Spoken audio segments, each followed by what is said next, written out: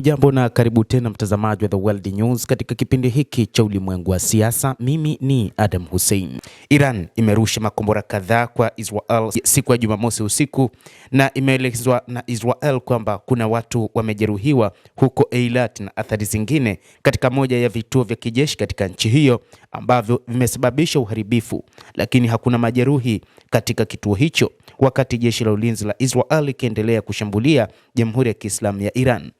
Iran kama kawaida yake imeendeleza operesheni katika kile ilichokisema ni kulipiza kisasi juu ya kifo cha Ayatollah Al-Khamenei. Wakati huo huo, amri kutoka nchini Israel imetolewa, imeeleza na kutoa miongozo ya namna ya kuruhusu shule kuanza tena katika maeneo ambayo yanachukuliwa kuwa chini ya kiwango cha tishio. Maeneo mengi yanatisha kutokana na mashambulizi yanayofanywa na Iran. Maeneo mengi majengo yake yameporomoka kwa kiasi kikubwa kutokana na mashambulizi hayo, na inadaiwa kwamba Iran katika nyakati za usiku imerusha makombora 6 yenye idadi ndogo ya makombora madogo madogo, kila moja yakiwa na vichwa vya vita vya mabomu. Yamelenga sehemu nyingi katika maeneo ya Wayahudi, ikiwa ni pamoja na kusini, kati na kaskazini mwa Israel, pamoja na eneo la Yerusalem na makazi ya ukingo wa Magharibi. Hata hivyo, inadaiwa kwamba makombora hayo yalizuiwa, lakini mengi yalileta hasara.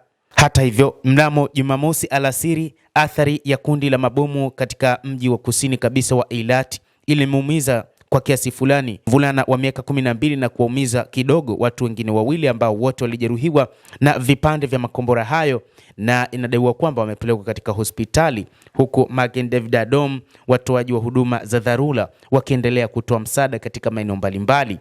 Kwa ujumla, taarifa iliyotolewa na Israel ni kwamba mashambulizi yaliyofanywa na Iran yamesababisha majeruhi 3. Moja kati ya makombora lilipiga katika maeneo matatu huko Eilat, huku kukiwa na mashambulizi hayo na kusababisha majeruhi na uharibifu wa barabara, kulingana na huduma za uokoaji. Israel inadai kwamba makombora ya sasa ya Iran yanayotumika ni makombora ambayo yanajitawanya.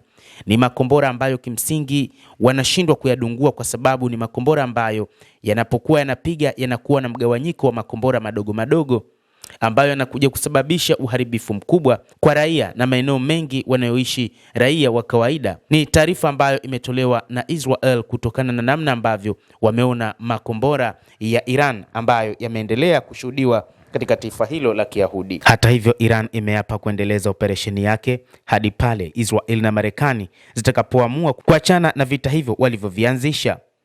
Kwa upande wao, Israel wanasema hawataachana na vita hivyo mpaka pale watakapouangusha utawala wa Iran. Jeshi limeeleza zaidi kwamba wakati huu zimekuwa ni nyakati mbaya sana, na kwa mujibu wa taarifa iliyotolewa na waziri wa ulinzi bwana Israel Katz, ambaye walikaa kikao pamoja na mkuu wa jeshi El Zamir, walizungumzia namna ambavyo wanaenda kupambana dhidi ya jeshi la Iran kwa kushirikiana na Marekani katika operesheni ambayo wameanzisha, operesheni ambayo kwa namna moja ama nyingine imewaua viongozi wengi wa Iran